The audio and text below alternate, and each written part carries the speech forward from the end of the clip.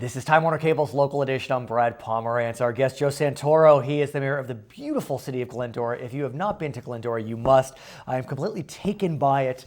When you get off the freeway, I've said this to you before, the foothills are right before you.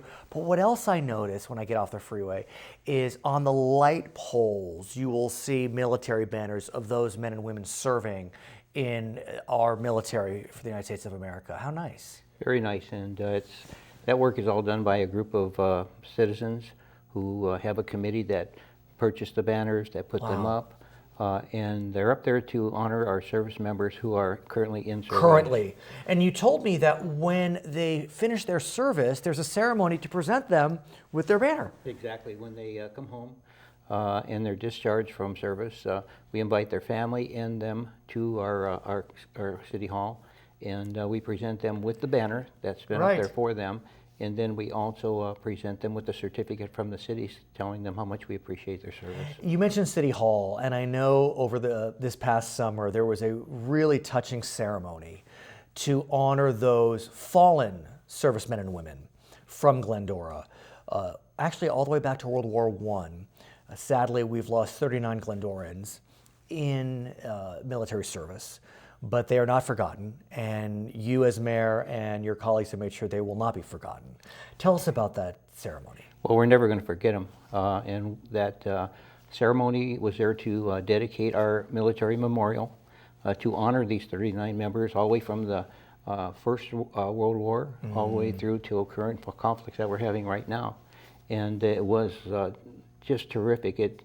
The citizens actually came together and raised the money for this. Citizens groups got together to help design it. We had contractors in town that helped build it. And it was just a wonderful ceremony, and it meant a lot to everyone. Did you know any of the people we lost? I did not. As someone who served yourself, I know you were in the Army Reserves in the 60s. You're obviously still with us today. How does it make you feel that you're able to play an active role in honoring those that were not able to come home? It's wonderful, and the whole purpose for that memorial that we have is to allow people to come and remember their loved ones who gave the ultimate sacrifice. And whether it's their friends or their family members, it's a place where they can go. But it's also a place where an average citizen can go by and take a look at that memorial and know that there are people in our community who have given up everything for the freedoms that we enjoy. Were there relatives of those that didn't make it home at the ceremony? There were, yes. Did you talk to them? Were you able to get a sense of what this meant to them? I talked to a couple of them, yes, and it means the world to them.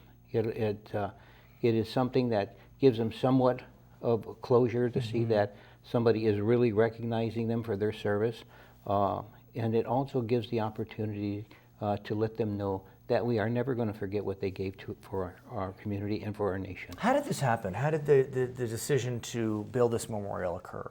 A group of citizens came together back in 2008, and they wanted to put together this memorial, and they came to the council, and we, of course, approved it. This was a prior city council, approved it, and then we determined where it would be, and it's located right in front of our city hall on the southeast corner of Foothill and Glendora Avenue.